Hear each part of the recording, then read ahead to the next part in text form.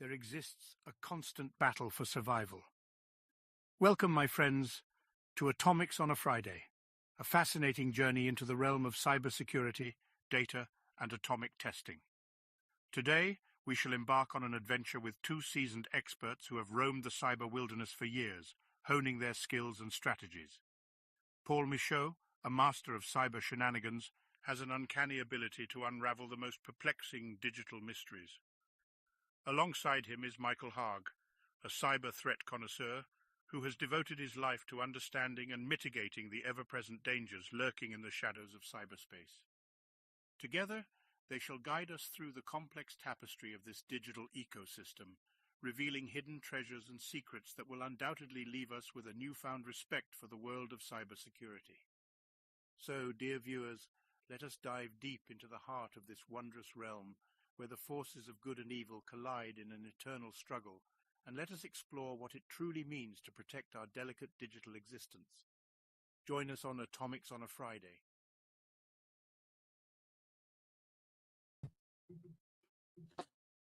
Howdy. Oh, are you muted? There we go. You're back. Howdy. I am back. It's awesome. I got some cool images for us. I don't know if you saw those. By.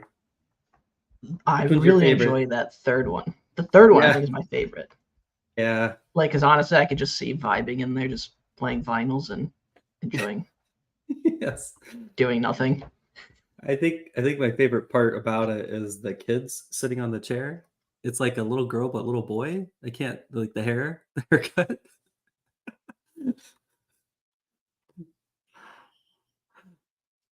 I don't know. And it's like an adult kid.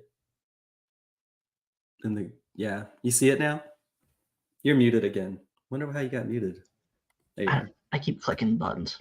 But yeah, okay, all right, I see it. You see it? It's kind of funny. Oh, yeah. And there's a weird hand on the left-hand side of the couch.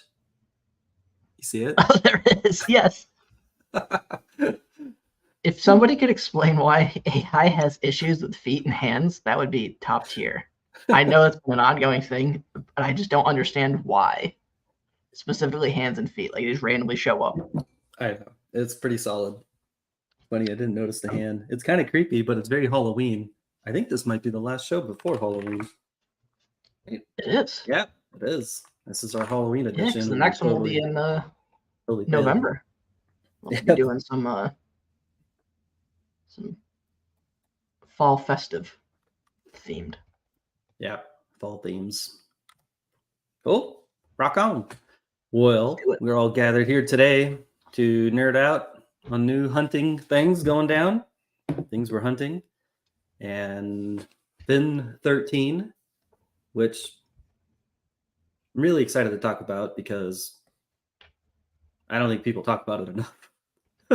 What's really wild about FIN13 is that they showed up and they just left. Gone. Like, there's like, go try and track down anything recent. From what I saw was basically the three reports we're going to look at today from 2021, 2022. And just gone.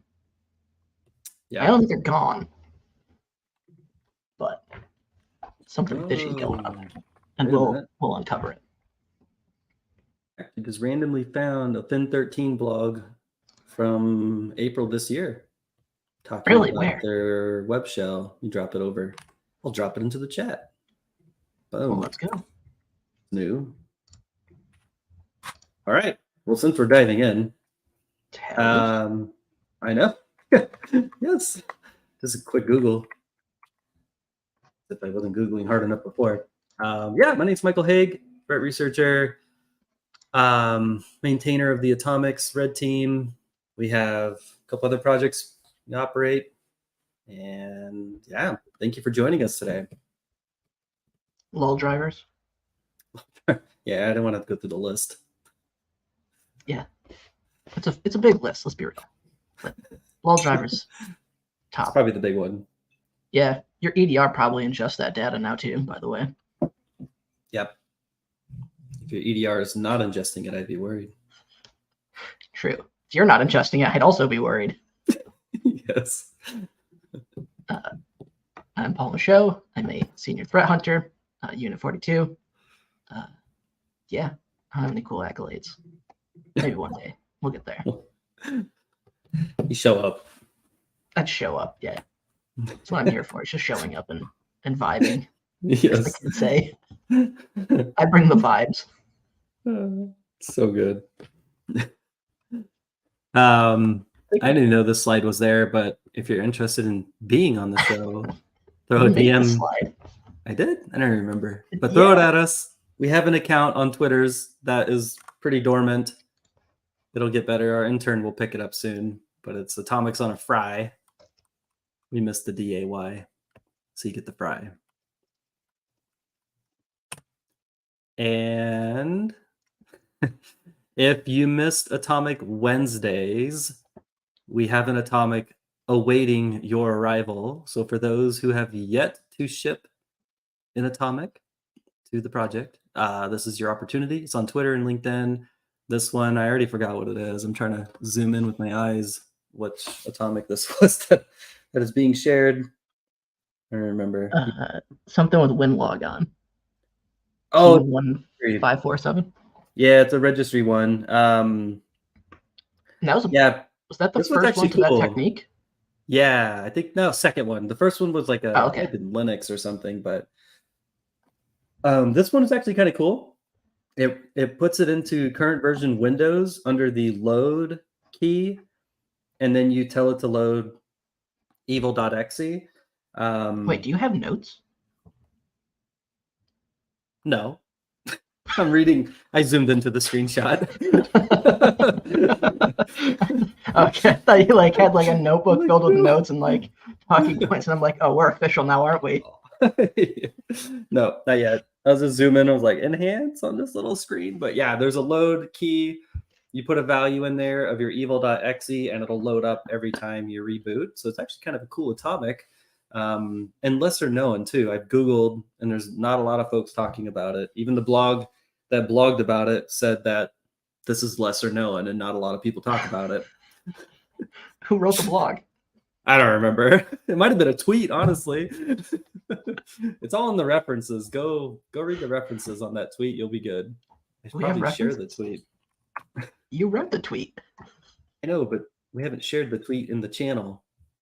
Oh, yeah, that's fair. Apparently I tweet too much because there's 100 tweets in here. There it is.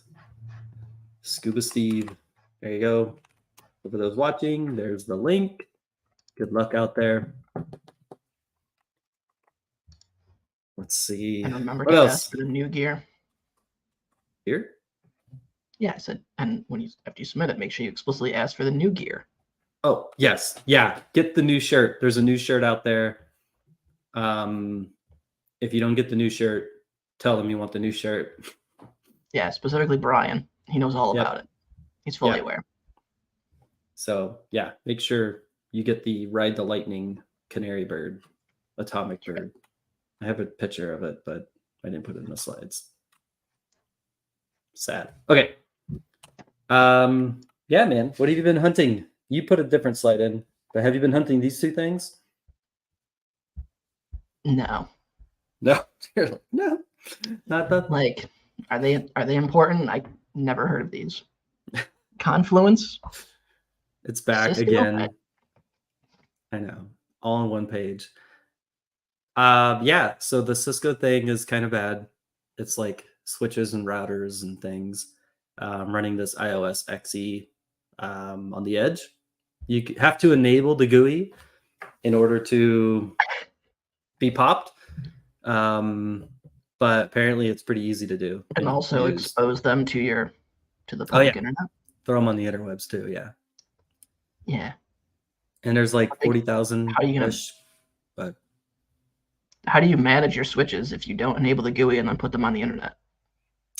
Yeah, I mean, you got to remotely from your phone across the world get to them somehow. Telnet in? Telnet. You could Telnet in. I think you can. I don't know. It probably still accept Telnet. It's Cisco. It's legacy. I should call my dad. He does Cisco stuff. See if he's still telnetting into devices. I'm surprised he's not listening today. He had no comments yet. I know. Nothing. Paul's dad username shows up. Yeah. If you see a second me show up, then you know. Yes. And then the other one, yeah. And then the other one I threw in here was the Confluence one, because it's been like running 3-4 weeks now, this whole vulnerability, and the exploit's been out, POC's been flown, but now it's in Metasploits. That's where the screenshots is from the weekly roundup. Weekly roundup, is that what they call it? But yeah, weekly catch up.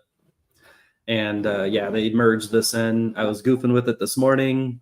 Works flawlessly every time. And yeah, it's pretty cool. So, but now that it's in there, things will start getting more real, I'm sure, for Confluence. And yeah, that one, unfortunately, is just yet another patch. Good or bad. I don't know who wants to patch Confluence if you're running it yourself. It doesn't sound fun. Go use something else. Notepad. Nobody pops Notepad. Like SharePoint? Yes, SharePoint. Just migrate. Yes. What could go wrong? Yeah, nothing. Ever. But yeah, that's all. That's my 2 little things I've been working on. This is yours. Darkgate. What you got? Darkgate. So hot right now. This one's pretty interesting. Again, LNK files are the new hotness. Cool. Very similar things. So what's interesting about this one, coming from Microsoft Teams, so user getting phished, clicks the link, downloads zip file, open the zip file, LNK file, runs PowerShell, downloads AutoIt and an AutoIt file. Then it will register, execute them. Will then create a. There's a link. Actually, I didn't link it. Just go search Unit42 on Twitter, and you'll find it. Like a 5th tweeter. Yeah, it's on there. Okay. Wrong. And scheduled task actually creates a scheduled task to execute the AutoIt script, the AutoIt binary pointing to the AutoIt script, which gets staged in app data. So it's been an interesting one, which is kind of a deviation of, again, seeing things like we see phishing campaigns targeting things like LinkedIn messages, external like chat, things like Slack or Teams or whatever, and using those methods versus the standard send it to somebody's email, hopefully trying to bypass certain things or look for different ways to gain that initial click. But very interesting. Darkgate. It's actually been seeing it. I think somebody tweeted there's a recent article attribution to some interesting escalations from that. So definitely pay attention to Darkgate. Some good hunting there. So Teams, zip LNK, PowerShell, is it like an encoded command? I think I have the. Oh, I do have the tweet. Wait, no, I don't. No, I did. But it's AutoIt. AutoIt's neat. Yeah. Just go look for AutoIt. If I recall, they don't rename AutoIt, so you should just be good looking for that. But then you can also, of course, use like metadata, internal names, signer information, etc., in case they do start changing that up, trying to masquerade. But yeah, it's a good. The actual AutoIt file has some good metadata points to key off of. That was nice. That was an interesting one. Yeah, that's cool. Yeah, I haven't seen AutoIt in a hot minute. And if you're interested in like what the traffic looks like, there's PCAP files. It's in a GitHub repo.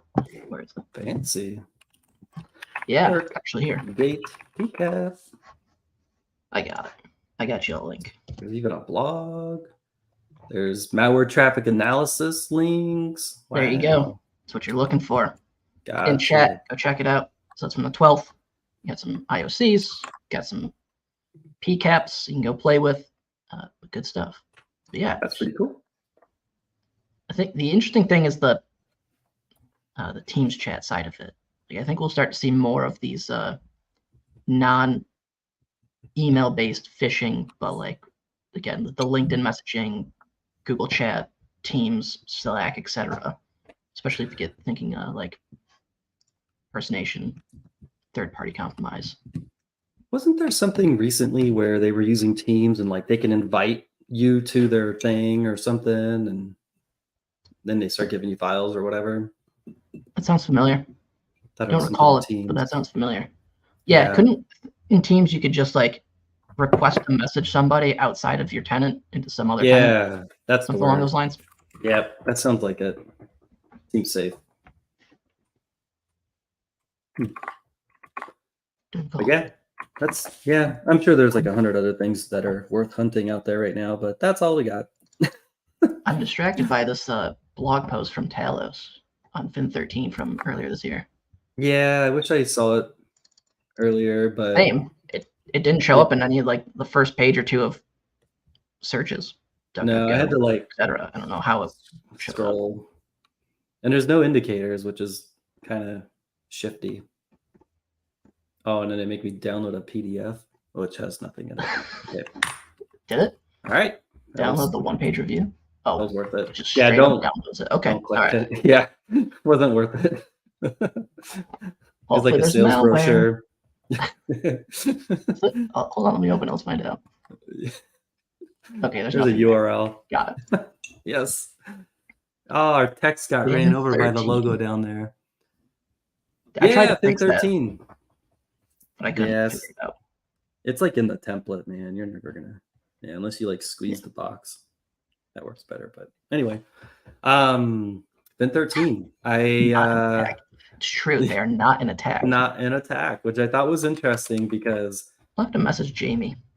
It's old enough to be an attack, but it's not an attack.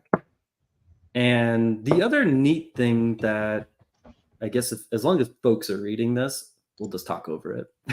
But the other neat thing that I found with FIN13 is the dwell time, which I don't know if I put in the slide there. 913 days. Yeah. It's about 2.5 years, give or take. Yep.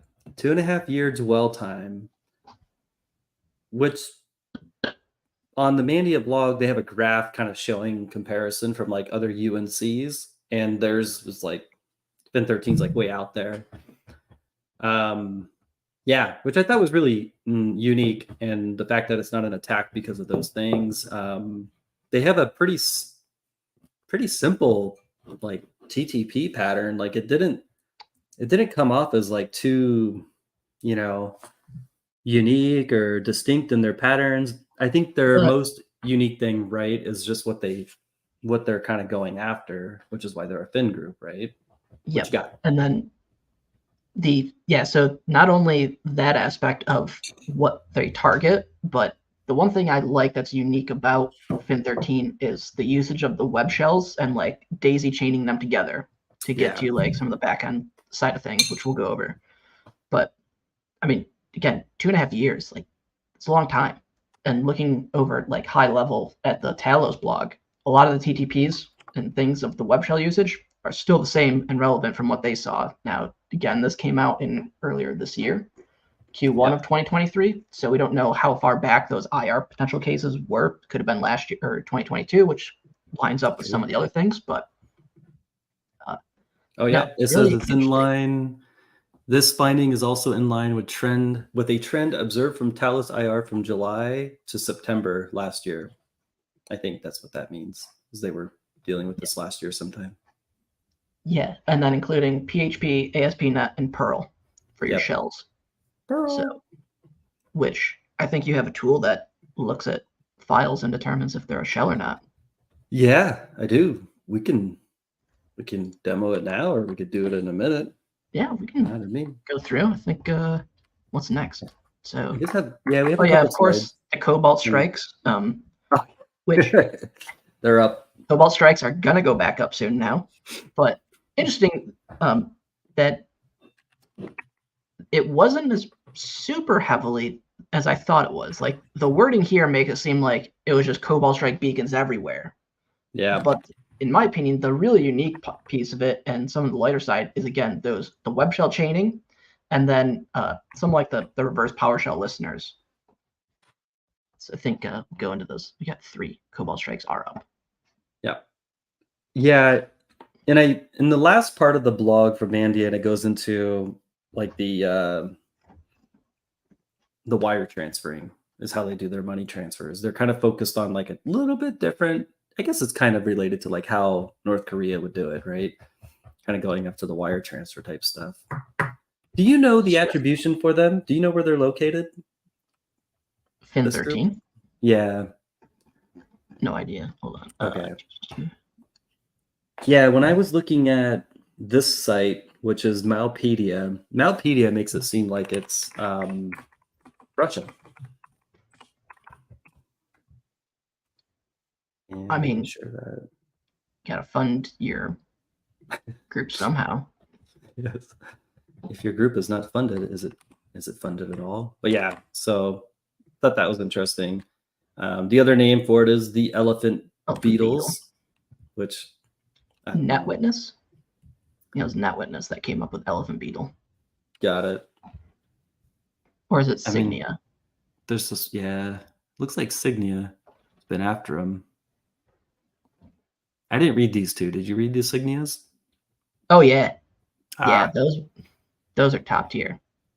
If you want to go dive into the web shell aspect, the Signia blogs are. One of them is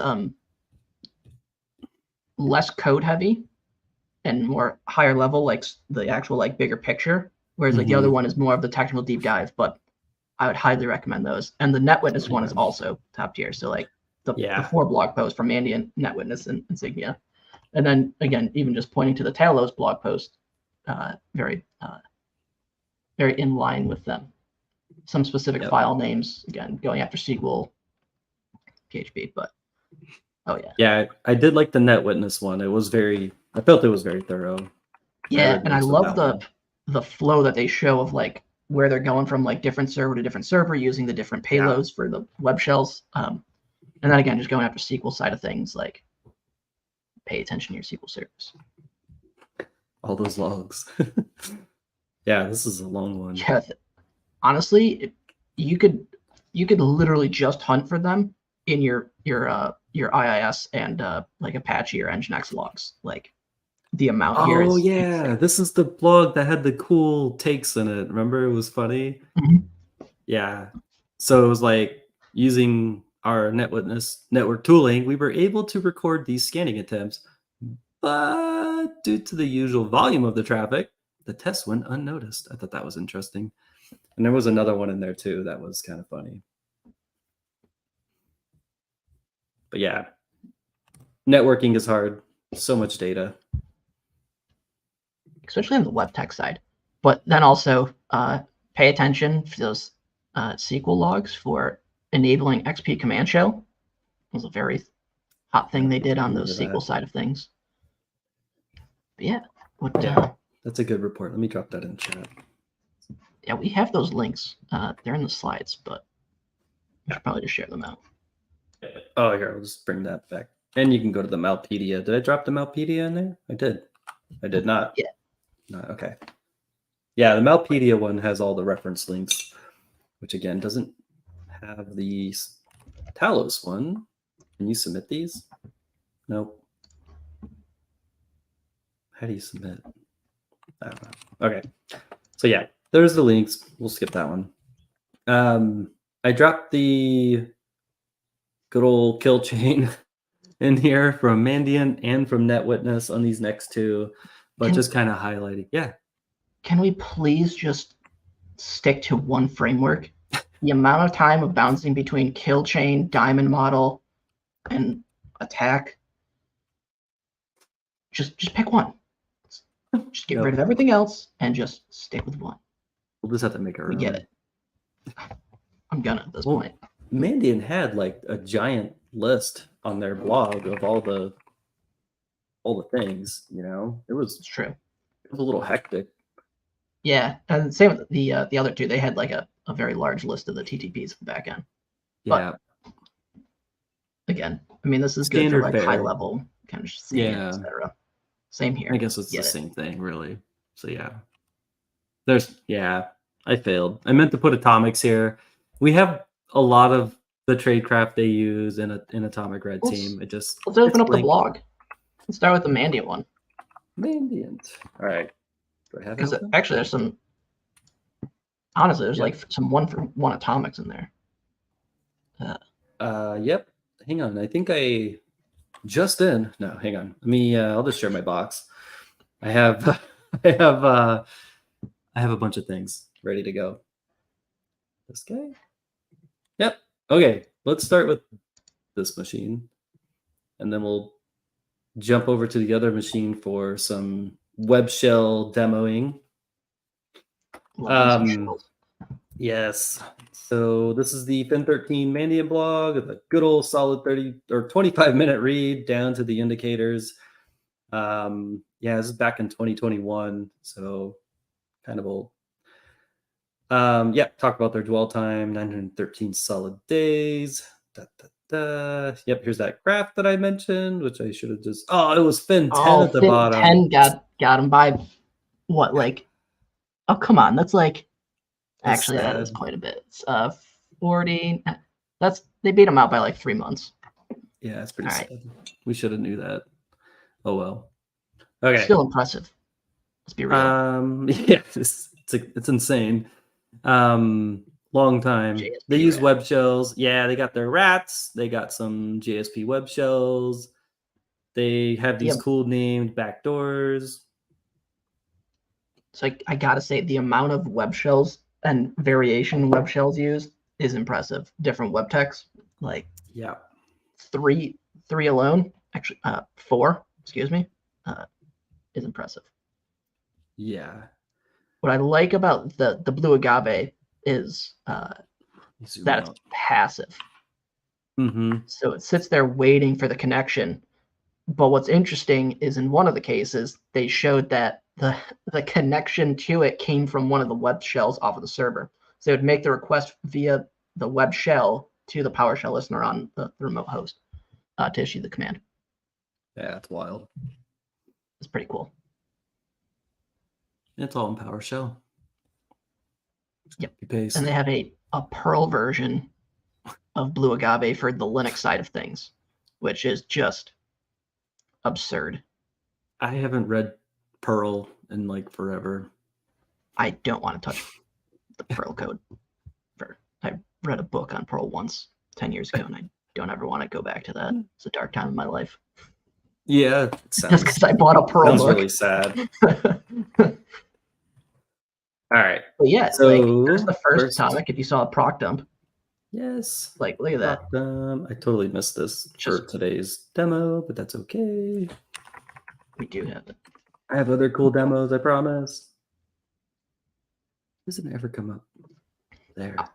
Yo, when GitHub decided that you have to be signed in to search the code, the most obnoxious change that's ever made. It's awful. Yeah, it's. And I will stand by that decision. That is fair. I don't understand the rationale behind it. Oh, there it is. Here's your LSS dumping. First atomic of the day. Oh wait, 1-for-1 procedural. Although they did rename it, so technically there's because you do masquerading and then that. But either way. But again, if you're not focused on what the binary name is and going off the internal metadata, then you should be good. Also, command line parameters in this case. You guys able to see that okay? Oh, it looks horrible. Stand by. That's it. Just a smidge. Font. Just go up like 18. 2. There you go. Is that better? That should be. Oh yeah. Cool. Look at that. Okay. Yeah, this is our procced up atomic test T1003-001 test number 1. And I don't think there's a prereq for this one. Yeah, there's a prereq for this one. Yeah, proc dump needs to exist. Boom. At the specified folder. And you can change that too. You may or may not have noticed. This is a new lab machine. There's a less Aurora agent alerts than normal. I have noticed that. Did you rebuild the lab? Yes, I did. So you have like full new machines, or is it just this one? Oh, I got like 3 Linux machines, and everybody's in here today. We're good. Love it. So yeah. I should probably rebuild mine at some point. Completed. Dump count reach. Okay. Did I tell you I executed mail slot? What happened? Oh, you did? Yeah. We'll jump back to it, but mail slot is another tool that was used in the FIN13 stuff, and I executed on a machine. That's amazing. Absolutely wild. I didn't realize I thought I sent you that screenshot of the EDR data of it just being lit up like a Christmas tree. Oh, nope. Are you going to share the screenshot? I don't have it here. Unfortunately, it's on a different box. Sad. But that's okay. So this is kind of cool. So I did do today, or preparing internal recon. We do have a similar atomic test as this. We have a couple similar tests to this, but because we're super awesome, I created a scan.bat, which runs it. And then I also have an IP.t, which has another IP address in there. Let's add another. We'll see if it's in there. Save it. All right. Who's ready for delete APT action? Oh, you got to spell it right. Boom. And that's it. You're like, wow, there's no output. Nope, it's really sad. But if you were looking, it goes to Windows 10, and they output it here. Let's open that. Oh, no, not Exploder. Okay. All right, log for T. Bring it up. Boop. And yeah, that's all they were looking for. Like, that's what it outputs? That's all it outputs. It doesn't say the response, like if it's successful or not, it just says it's trying it. Just like, yep, there it is, boss. Wait, I expect 16 to be 10, dead, 15? but yeah, 15 should. Wild. Yeah, 16. I don't know if 16's real. So then, what do you do with this output? We tried these IPs. We didn't determine if it was successful or not, and we wrote it to disk. If you're APT, you're APT, right? Like, look at that. So, FSUtil. When was the last time you saw that? Oh yeah. Oh, hang on, real quick. This one I also added as well. So this one, I called it DNS. I don't know why. Mainly because it says DNS. What I did, or here. Well, let's just run it. So we're already here. DNS. Boom. And you're like, wow, that was so exciting. Can you imagine being the operator and you're just like, all right, drop a text file. Here you go. There you go. This is a little more exciting. Get some cool DNS record stuff. I may or may not be a domain controller, but now you're probably thinking, well, how do I detect this? PowerShell logs. Yes. Got my 4104s. Yep. Let's go. Yes. And then is it 4103's module logging? Because that would be your get DNS server would be module logging, I think. Yep. Yep. And then obviously anybody writing to Windows temp, I'd be curious why they're putting a CSV or anything like that. Let's see. DMPs, CSVs, EXEs, PS1s. Yeah. Yep. Oh, this one. Sorry, I'm moving ahead. This is the next one, which is you get the Windows event log, system event log. You look for on this computer name, which is this computer name of this computer. You're looking into the Windows Win logon, and I think you're going back 7 days. Is that what that means? Yes. And you're looking for log on, log off event IDs. And then you create a PS object of the user. So you're trying to get the principal security identifier of that user account, NT account. Yeah. So watch this. Ready? I came prepared today. This is the same script. I'm just not running that weird. I'm not running PowerShell in front of it or command in front of it. And then yeah, it's the same thing. What was it called? Get host name. I don't remember. Save it. Oh no! No, I think you wrote it to a. Oh, it was just a PS1 script. Get HN. There it is. Peter freaked out. All right. Again, not so exciting. I needed to like do verbosity. Man, being a red team operator is kind of boring sometimes. Yes. And there it like is. Just outputting stuff to a text file. Is that all you guys do all day? Where's the comments? Nothing yet. Okay. Whew. No. Yes. So yeah. We're dodging them. I know. Yeah. Nobody listens. We're good. So yeah, I did all those. I'll put those in a gist in case like somebody wants to go and play FIN13 later. Okay. Creating copycat FIN13s. Yes. Yes. There was a Java-based port scanner. Cool. Here we go. JSP. Oh, I forgot JSP was the other shell type. Yep. JSP. Which, oh, real quick. So the other commands that they also performed was setting the add MP preference. They're excluding their binary, the program that they wanted to run. And then they were also modifying the firewall to not allow to allow it. Yep. All their programs. So basically anything their software makes, just yeeted out the firewall. As the kids say. Yes. Specifies the path to exclude. Yep. We do actually have, there's 2 atomics right there. Yeah, I do know those are 2. Yeah. Yep. And then since we mentioned web shells, oh yeah, there's another atomic. This is the WMI exec or the WMIC. What's it called? So that's the process called create. Yeah. So they also use the PowerShell version. Now there's another one that's a VBS implementation, which I think they discussed later on. Oh, got it. Okay. Hey, since we're here, do you want me to share the web shell stuff real quick? Let's do it. We're on web shells. Okay. Yeah, we're on this. I don't think they show it in this one. Do you have the Signia blog up? If not, I can pull it up. I don't. If you want to share it real quick, and then I'll show some web shells. But yeah, that's kind of that for the Mandiant blog. I'll let you share that, and then we'll do the shells. Okay. Just too many screens, and just move these around. Yep. I'm moving mine. You gotta get rid of it, bro. Come on.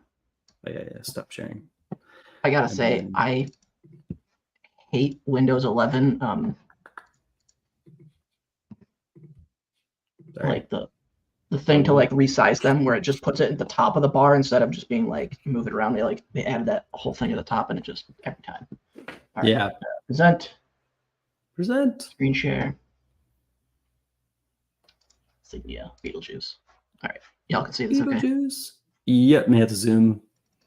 Yep. Yeah. So great blog post. It's in the second first Signia in the Mailpedia one. But yeah, they apparently have a lot of pen testing tactics, and they call out that they have. So that's one of them. But what I go to is So again, saw some of that. Maybe that's why they like text files. Yeah, but I mean, the one thing that I did notice is that when you're reading any of the blogs that have talked about it, it's almost spot on, exactly the same in every single thing. What I like about the Signia blogs is that they go into talking more in depth about like the methods of the way that these tunnelings are worked through like the shells. Yeah, that's wild. So basically, you get hit, they get the tunneler on the front-facing web server. Then they make, so via the web shell they drop, they make the call to the another web server. And then from there, using, they then talk to the internal Microsoft or SQL server. SQL. But just again, so this is like one instance. They have another instance where you can kind of see, and in the commands they give you using, like in this case, they're going to use XP command shell. If it's disabled, they will enable it, so they can use XP command shell to execute commands on. You can see the different requests going from one web server to another via the shells. Really interesting to see the kind of just, again, the daisy chaining of these together and making it through. But you don't see much. I wonder if that's how they kind of kept quiet the whole time, or for a lot of time. It's just like you don't see the shell, you don't see the first shell, and then they just kind of bounce to that second box into tunnel. Yeah, I don't know. I mean, I think it's one of those things like, are orgs ingesting those web logs? Are they looking for those different like files being written to disk, especially what is writing those files? There's another good one. So like, here's another example of a different instance they took. Look at the name of the shell, default one ASPX and internal default. Those definitely blend in. I mean, yeah, the one for the L, very subtle. Yeah. But it's different than like C99.php or whatever.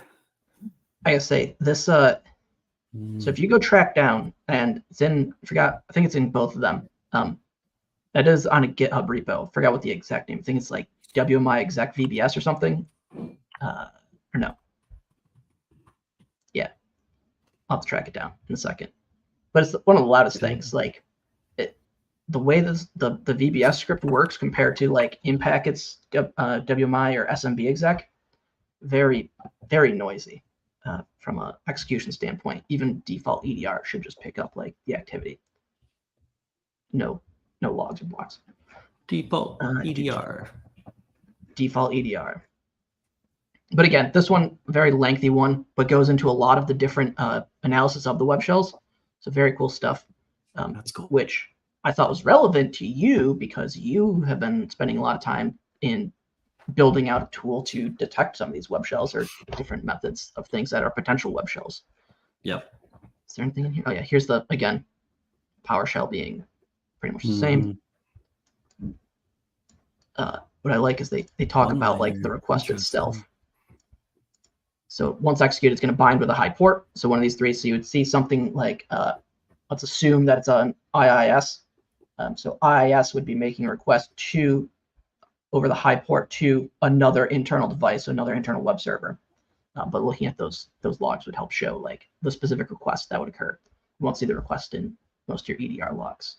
Now, if you are ingesting those IIS logs into your like, doesn't AMSI also inject or monitor any kind of reflection assembly? I thought it was something like that. Should, yeah. Yeah. I mean, anytime PowerShell loads, I think. It should, yeah, especially like the reflection side of it. Yeah. But again, I mean, the bind it doesn't mean anything evil, but it's still interesting watching a listener. Geez, that's cool. Yeah, the Perl one. I mean, if you just see Perl with a command line of socket, yeah, flag it. Same with Python. There's an is that Metasploit? Knock knock. Metasploit has entered the room. Metasploit one-liner for Perl. Good for them. Oh, there's a but JSP. Again, just okay. So many shells, on so many different things. Base64 encoding. Yep. But no, so some of these they are available in VirusTotal. Some of them were not. And then some of them were actually based on freely available web shells. Like there's a repo, I forgot which one, that has just like a compiled list of publicly available web shells. Some of them are just directly one for one off of that. Yeah, which makes it interesting. Yeah, there's a crap ton of those repos out there with like stop sharing loads and loads of shells. Yeah, let me I'll demo here. Cooler things again. I like the web shell aspect of this whole thing. Yeah, shells are cool, man. Shells are pretty cool. So I think there were 3 that I was able to link you, right? Oh, yeah. I totally failed at getting the ones you linked me, and I just got 2 of them. But you got some of them. Yeah, that's fine. Yeah. I ended up just getting 2. I found 2, one from one blog and one from the Mandiant blog, I think.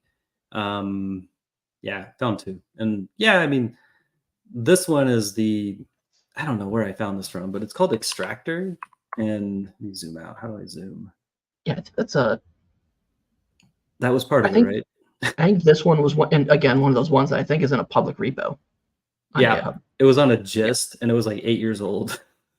Yeah, but you could honestly probably drop it and still just let it rip on. You can get a upload. All right. You can write it. Zoom. Probably do it. Out. Control. So you couldn't just do like control minus. There you go. There we go. So yeah, this is a pretty big. I guess I should have just grabbed the link and shared the link, but we'll make this hard. No big deal. Yeah. So as you can see, there's a lot of shell activity happening in here.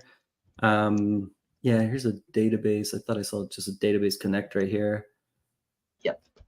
Yeah. Web shells are cool. We should probably do a whole thing on web shells. That's for something else, it looks like, but kind of fun. We should just put a bunch of shells on a server. But yeah, that one. Put a bunch of shells on a. You want to loan us a web server? Yes. And then this one, if you were to word wrap, this one's pretty big. And yeah, I think it's this one. I'll drop it in chat. All right. Yeah, it should be like Extractor. It's not a gist, right? Yeah. Yeah. Oh yeah. I think I have that one. So yeah, I created this. Yeah, so many shells and all the time. Okay. I wrote 2 tools that we'll show here. First one is this, our standard shell sweep. The idea with it is that it's in PowerShell, it's also in Python, and it's in the classic Lua if you need a version of it in Lua. So if you ever get those shells on those edge devices that run Lua, yeah, you can go and detect it with this. Yeah, you can.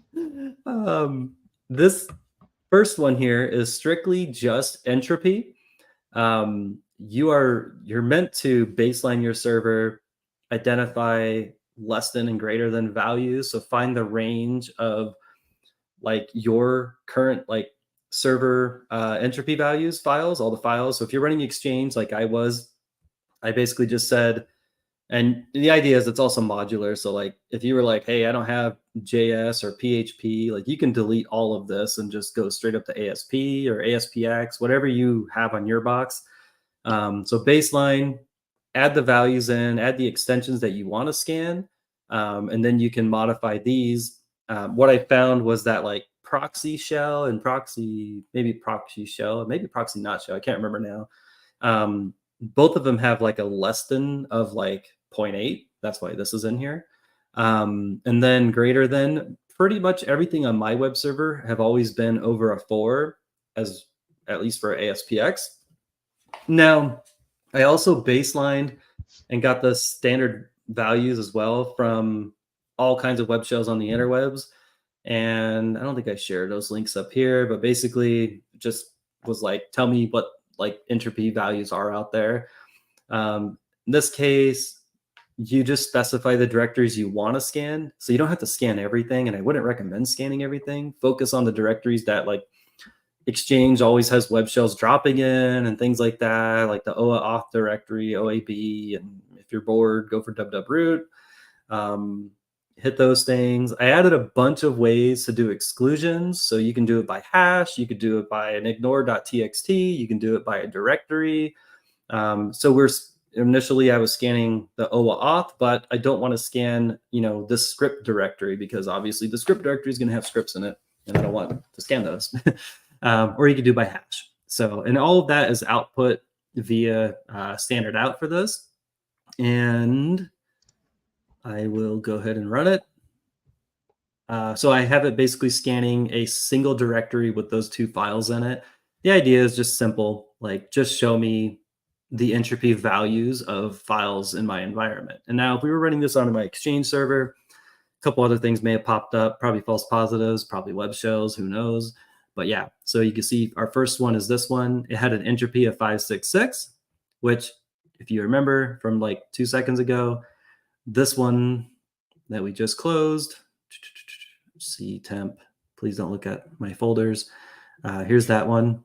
This is that one that has the 2 lines in it, and it's just a base 64 blob that's rot13. So entropy is going to be kind of high. And if you don't know how entropy works, it looks for randomness and just noisy code. So that makes sense, 5.6. And then the other one, which was a longer PHP file, it kind of looked like legitimate code. In particular, obviously it wasn't. It's a 5.5.2. So again, this would trigger based on my greater or less than values for PHP.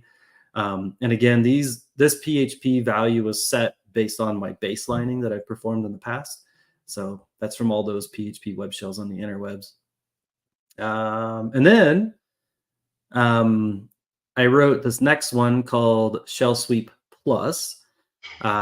Same concept, but it gets a little fancier. So Shell Sweep Plus will accept a couple things. You could do the file extension trick, totally cool. I had to minimize this because something I wanted to do, and I think actually this was part of your feedback on Shell Sweep, was like looking for keywords or patterns or whatnot. And so yes, we added all of these in here. And this is based on like thousands of web shells. I think like 2,700 web shells I have across everything: ASPX, PHP, JSP, ASPH. I can go, just like rattling extensions off like technique numbers, frickin' guy over here. So there's that. You get your entropy, but also it'll go for patterns, and it will also do the same thing as the last one. You tell it where you want to go, what you want to ignore. But something else I added was the ability to do what's called standard deviation. So looking for things that are outside of the normal, because I didn't want to just find things based on an entropy, right? That's cool. It was neat. We did a little parlor trick down here, right? Like, yay, you found entropies on files that may or may not be evil, right? Cool. But let's do standard deviation. Let's scan the whole directory, find things that stand out. And that's what that does. So here it does entropy. It'll go into standard deviation. And then it does what I call mixed mode. So mixed mode will it'll take the less than or greater than value based on whatever you produce up at the top in that list of greater than, less than entropy values. It then goes and runs the same kind of concept, but it kind of does like a mix of entropy and mixed mode. Can't remember what the other, I think it's standard deviation. Oh, I also threw a confidence score in there too. So this one's a little bit fancier. Here's all the output. Anyway, let's just run it. Probably tired of me talking here. When's the Shell Sweep Plus come out? It's called Shell Sweep ML, and it uses a whole different ball game. Okay, different output this time, so that's exciting. All right, so Shell Sweep Plus. Here's the first PHP, which again was what, 1 line or 2 lines of just base64 blob, right? Had a 5.66 entropy, makes sense. It uses entropy on this one. And then the next one, this is the standard deviation on that same file. Remember, it's going to do it 3 times because it's looking for entropy, mixed mode, and standard deviation. So again, so what's interesting about it is his confidence score was low on this one, which is kind of interesting. Suspicious keywords. I don't think that was actually in that file, but cool. I don't think there's any words in the base64 file. I don't know what you're looking at there, buddy. Well, anyway, it just like throws random stuff. Here's the next one. Actually decode it and run it. Yeah, right. That'd be funny. Here's the extractor. 100. And that's using standard deviation. So it's basically saying, yeah, that's definitely a web shell. And you got to remember, there's only 2 files in this directory. It's doing standard deviation based on everything that's in that directory. So it's like, yeah, that's definitely bad. Well, it barely said the first one was bad alone. Yes. And then, yeah. This is why data matters. Yep. Like, this is why I run it 3 times. ML. Yeah, this is why we do it 3 times. Out, like, how are you testing it, right? If you put in 2 files like this is where your results come from. So exactly. You gotta incorporate more, but yeah. And then but it's a great, great example. Yeah, and I think the whole idea is that it's just doing something different than what AV is doing, which may or may not be doing anything for you.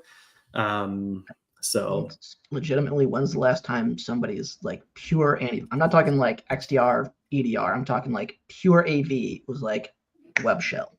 Yeah, I don't think I've ever come across that. I was gonna say I don't think I've ever seen an AV catch a web shell before. And I'm not like statically sure. You just match hash to hash. Congrats, Yeah. like talking like on the fly based on methods of this, but yeah, I guess. Yeah, it's interesting, but for show. Well, shell sweep, some ASCII art for you. Look, you're gonna win some serious cash if you can create a tool that can run on those edge devices that continuously get web shells dropped on them. You come up with something simple that just ships it like via syslog out somewhere. Gold mine. There is a Lua version. I'm just saying. To your door. Yes. Yeah, if you start doing edge stuff, I think you'll get good VC funding pretty fast. Gotta hit that unicorn status. Yeah, let me find my. Where is it at? I got it. Are we rolling? Is this it? I think we're done. Rolling. I think that's it. Yeah, we talked a lot about detections. Talked a lot about content. I mean, atomic testing. Well, FIN13 is a little bit more, I don't want to say targeted, but like structured with who they've gone after, which was mostly, I think there were 3 targeted countries, specifically like Latin, South America, targeting SWIFT specifically. So just because it's a financial thing or you deal with money doesn't necessarily mean they're going to show up at your door, right? Their MO is very, very specific of how they're operating. But the techniques used were very interesting. And even though, again, which we've touched on before, is you see some really cool stuff, and then they run something like a ping sweep via a bat file, or writing 17 different text files to the same folder, right? Like there's different hits. Now we didn't touch on mail slot. We have like 60 seconds. I'll quickly highlight it. Mail slot was a tool that used SMTP, Yahoo SMTP and POP for C2. Now when you execute it, it's literally like a Christmas tree in dark. It is so bright and loud and noisy, it's insane. But what's really cool, or one of the things that was interesting, I shouldn't say cool, but it was very interesting, was they would write out a file into app data. It would be an exe written as a txt extension. Then it would then run a command, literally spawning another process to then take that file, copy it into that same folder of C Windows temp, rename it as an exe, and then execute it. Actually, in this case, it was going into C public, excuse me. And then it would execute it there. So again, anything executing out of C public, extremely suspicious. File extensions that are EXEs that have internal binary metadata that points to an executable, but is actually renamed to something else, suspicious, right? Similar to like the Darkgate stuff.